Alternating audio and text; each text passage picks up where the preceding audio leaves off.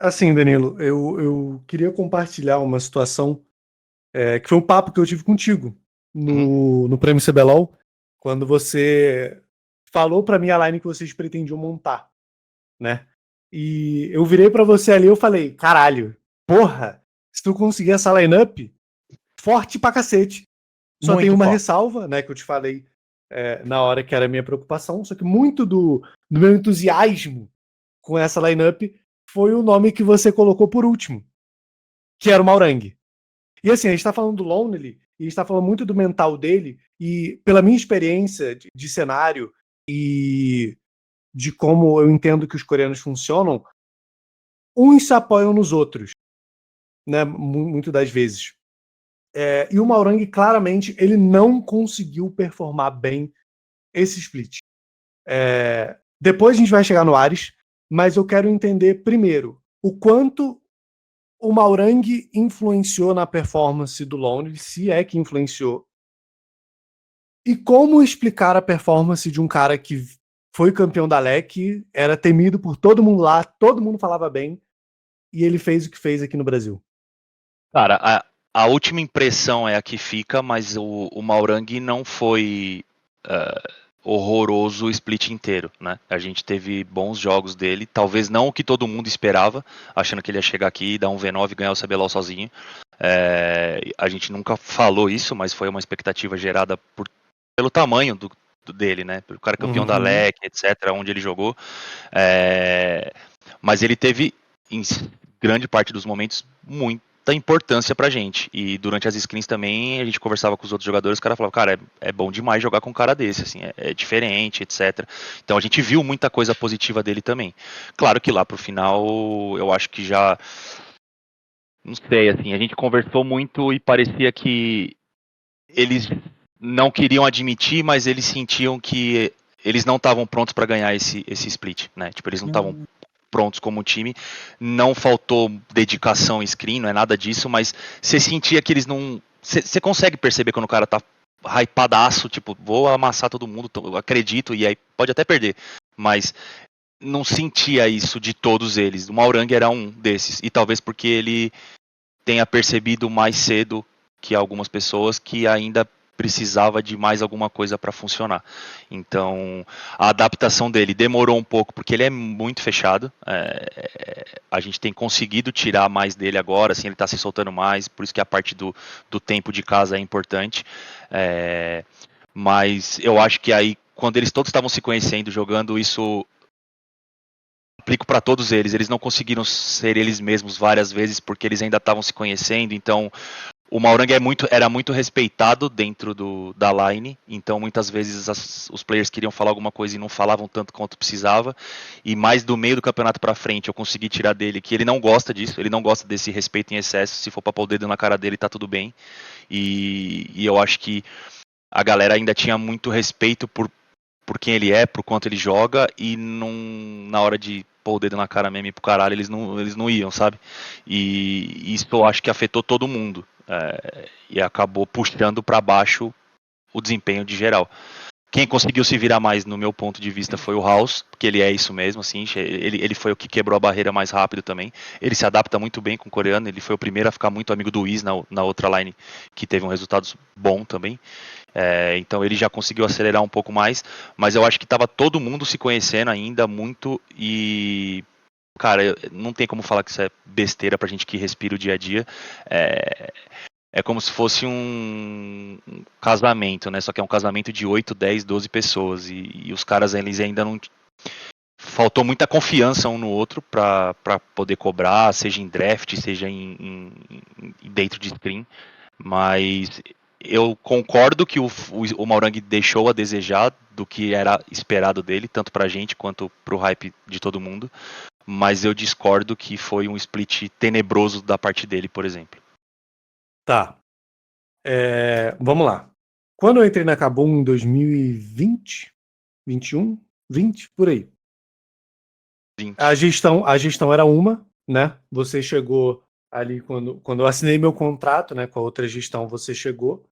E você me falou uma parada que eu nunca esqueci. No fim do split, Vocês estavam cogitando ideias de lineup que você falava, cara, o que a gente quer é ganhar. A gente quer ganhar, então a gente vai fazer o necessário para ganhar. A primeira coisa que a gente acredita ser essencial para vencer é coaching staff. Na época a gente tinha o Alex, né, o Abax, a gente estava extremamente feliz com ele, e isso foi concretizado, se não me engano, ele até continuou no time para o próximo split, né? Nesse split, eu não senti tanto essa filosofia. Eu não sei como é que foi a janela em relação a coach, né? Eu entendo que talvez a janela para vocês tenha sido um pouco complexa por certas movimentações, caso você queira elaborar sobre. Mas o foco da pergunta aqui é mais sobre o Ares e o papel dele, né, dentro desse time. E se ele era já de cara a peça que vocês queriam para comandar essa equipe. Só para complementar o que o Revolta comentou sobre a comissão técnica, eu acho que a crítica vai mais também ao Ares, né? Exclusivamente, na verdade, porque o tio Ben, eu gostei muito de ter mantido ele para esse split dentro do CBLOL. Só que é foda ver a comissão técnica com bons olhos quando o resultado foi esse como foi, sabe? Então, enfim, aí acho que fica para você. Sim, falando. Parece que tudo que eu vou falar vai ser passar pano, porque com o resultado que a gente teve fica difícil. Qualquer coisa que eu falar aqui vai parecer que eu tô só defendendo ou tentando me justificar de alguma coisa, mas tudo foi pensado, né? Tudo que a gente fez foi pensado. Então vamos lá, falando de janela de transferência, ela foi bem conturbada pra gente por vários fatores. A gente fez, refez, encaminhou algumas situações, a gente achou que estava super adiantado na janela e teve que refazer também. Fomos atrás de alguns jogadores que na época não era possível pelo valor de multa que estavam pedindo, depois, mais pro final da janela, a gente conseguiu. Então a gente foi andando em várias linhas durante a janela, né? Mas os nomes que a gente escolheu, a gente conversou bastante com os players, nessa janela a gente precisava muito montar uma base, então a gente fez um caminho inverso de contratar os players e meio que em conjunto ou tentando entender o que eles imaginavam, como se eles são bem experientes, o que eles imaginavam de uma comissão boa. O Tio Ben, você já falou e cara, muitos players elogiam ele, a maioria dos que passam na mão dele só tem coisas boas que eles falam sobre o que ele Eu fala. amo ele. Ele é muito bom e ele tá muito Eu só adaptado. escuto coisas boas dele também. Ele tá muito adaptado assim à nossa forma de trabalhar também. Ele é muito identificado com a Kabum. É um cara que quando precisa cobrar, cobra. Quando precisa fazer algo outgame, faz também. Os meninos gostam muito dele. Os coreanos sempre gostam muito dele também.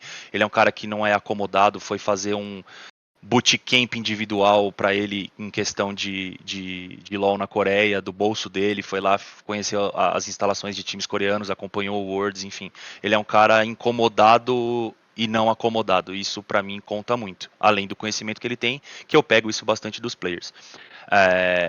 Já os outros dois técnicos, o Von e o Ares, o Von era um cara que eu já queria trabalhar há bastante tempo, porque eu também tenho muitos feedbacks positivos de pessoas que eu confio, que já trabalharam com ele, e sempre conversava com ele no estúdio, sempre acompanhava a parte profissional dele, sempre admirei muito ele, e ele tem um currículo muito bom também, isso é inegável. Ninguém ganha dois CBLOLs na sorte, sem trabalho nenhum. E a gente tinha esse interesse, e quando a gente começou a conversar com os players, a gente também pergunta, né? Pô, vocês sabem bem, você gosta desse nome? Qual o nome que você gosta? O que você acha bom? E o Cels, que era a nossa prioridade máxima para esse time, também recomendou o Von muito bem. Falou que para ele seria um atrativo ter o Von na nossa line. E eles foram campeões juntos, né? Isso pra gente acabou casando muito com o que a gente já pensava do Von e com a nossa maior contratação, o nosso player-chave ali para nossa line ter esse aval dele também. Então foi muito importante isso para nós. O Ares, a gente também, na conversa com o próprio Cels e com os outros BRs, a gente queria ter um coach coreano na nossa lineup, mas que não fosse tão traumático quanto foi o último coach coreano que pisou aqui.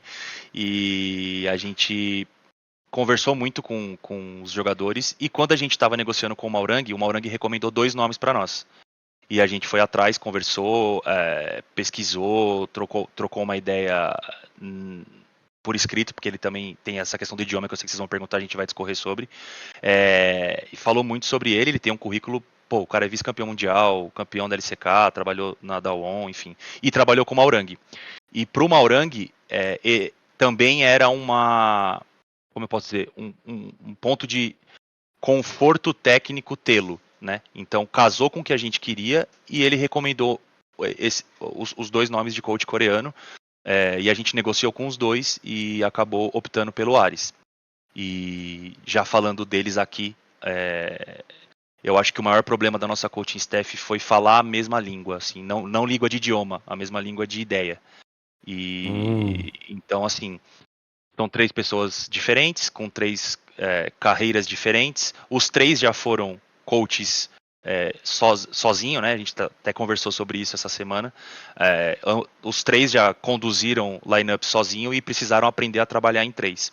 E no começo do split, eu propositalmente não quis especificar cargo, porque eu não quis limitar ninguém. No split passado, a gente trouxe o Sickness, ele era o head coach, o Tio Ben era assistant.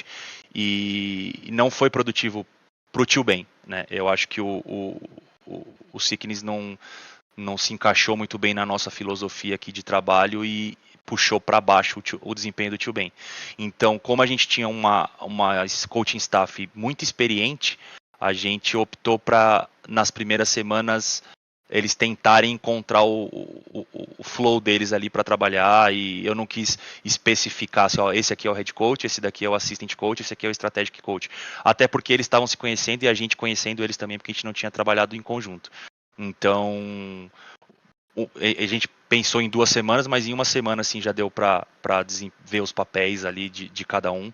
O Ares naturalmente desempenhou o papel de head coach e conduzia a draft, etc. Von e Tio Ben muito colaborativo com ele, também fazendo alguns trabalhos individuais, né? O Tio Ben com a botlane, o Von por um tempo com o Lonely, e aí nessa hora o Ares ia mais ali para mid jungle. O House gostou muito da abordagem do Ares, então o House pedia muito a parte individual, coisa que acho que o Nuddle fez com ele adorava também, essa parte mais individual ali. Então a gente foi dosando dessa forma, mas eu acredito que mesmo a gente cobrando, eles não conseguiram encontrar, né? Depois que a gente definiu os papéis, eu acho que eles não conseguiram desempenhar os papéis definidos deles. Então continuou meio confuso ali o review, as ideias, a gente não via tanta reunião entre eles individuais, assim, tipo, só os coaches sem os players.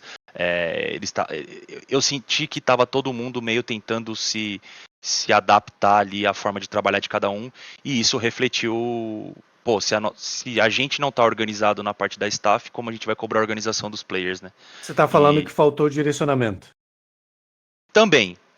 Direcionamento, assim, faltou eles... De todas as partes, né, de uma certa forma. Cara, eles não precisam pensar a mesma coisa, até porque se eles pensassem a mesma coisa, eu ia ter só um, não precisava ter 3. Eu gosto de ideias diferentes, eu gosto de discussão, eu gosto de pontos de vista diferentes, porque o LoL tem 1 bilhão de possibilidades, 1 bilhão de formas de fazer as coisas, não necessariamente erradas. Então, essa trocação de ideia era importante, só que eu acho que ficou mais bagunçado do que produtivo, né? Então, seja na condição de review, seja na própria ideia deles, eles não tinham o mesmo discurso para, durante a screen já ter a mesma linha, mesmo que discordando, a mesma linha de orientação, né? Então, eram 3 orientações diferentes, não tão discrepantes assim, mas, eu senti que faltou muito disso, e foi pauta da nossa conversa aqui de planejamento para o próximo split, né? Isso foi cobrado para que seja mais organizada essa forma com que eles trabalham em conjunto. E de novo, né? Se tivesse dado tudo certo e não tivesse nenhum problema, eu não estava aqui falando de eliminação, estava hypado pra jogar a final. A gente tava vivo ainda. Então eu não tenho como vir falar que foi tudo bom. Pelo contrário. A gente teve bastante erro e eu não tenho problema nenhum em falar. Não vou expor muita coisa também que é coisa nossa, mas faltou sim uma melhor organização dos três em conjunto. Tá? Mas os feedbacks que a gente tem individual de cada um é muito similar. É o espelho, cara. O espelho da nossa comissão técnica é o espelho que vocês também têm de visão dos nossos players. São 3 caras muito bons individualmente que eles não conseguiram em 2 meses funcionar como deveria. Entendi. Caramba, e é meio doido, né? Porque assim, Danilo, eu acompanho os bastidores de todos os times, então eu sei o perfil de cada um dos coaches, por exemplo. Eu hypei muito essa Kabum, porque, cara, com você falando agora, ainda faz mais sentido, porque a comissão técnica, em teoria, ela deveria ser sinérgica, porque veja bem, o Von, eu não gostei quando ele era o head coach na Cade. Entendeu? Porque ele não tem essa postura de organizar e falar, olha, cala a boca, eu sou o coach, ele não é autoritário. Então o head coach para o Von não funciona. A mesma coisa eu sinto para o Tio Ben, até porque ele tá novo, ele tá cru, né? Em compensação, vocês trouxeram um coreano. Então, porra, 3 pessoas que em teoria são sinérgicas demais dentro das suas funções, mas pecaram em organização, que é uma coisa que é tipo muitos passos atrás, sabe? É uma coisa do profissionalismo de qualquer profissão ali, né? E deve ser triste, em 2 meses não conseguir se acertar em relação a isso, e 3 peças errando isso, puxa vida, eu botei fé nessa Kabum e fiquei um pouquinho decepcionado agora, Danilo, não com você, tá? Que fique claro, mas com a coach staff. Todo mundo, né, botou muita expectativa, não tem Sim. como. É que agora que deu errado, é mais fácil falar. Mas, tipo, é o que eu falei, quando ele me contou da lineup, eu hypei. Porra, é impossível tu não hypar esse time, tá ligado? Impossível. Danilo, eu botei vocês top 1. Você entende o quanto de hate eu tomei por botar vocês top 1? O Maurang tá MVP do meu split, cara. Imagina o quanto de hate eu tomei. Se você tomou por hypar, e imagina o que acontece. Mas... Cara, pode falar, professor. Não, você quer complementar? Pode complementar. Não, termina aí, eu falo sobre o que o Minerva falou. Não, é que eu vou fazer outra pergunta. Ah, tá, não, beleza. Então, essa decepção, eu puxo até pra mim também. É que, de novo, né? Quando tá numa situação como tá agora, é super delicado falar coisas positivas, porque vai parecer de novo que a gente tá passando pano pra quem tá aqui. Mas não é. Eu puxo pra mim isso porque a gente também confiou muito neles, né? E eu não acho que eles não são dignos de confiança. Eu entendo quando as pessoas não entendem que demanda tempo para eles conseguirem se adaptar. Isso é uma coisa muito individual. E a gente, tem o senso de urgência, né? O campeonato é muito rápido.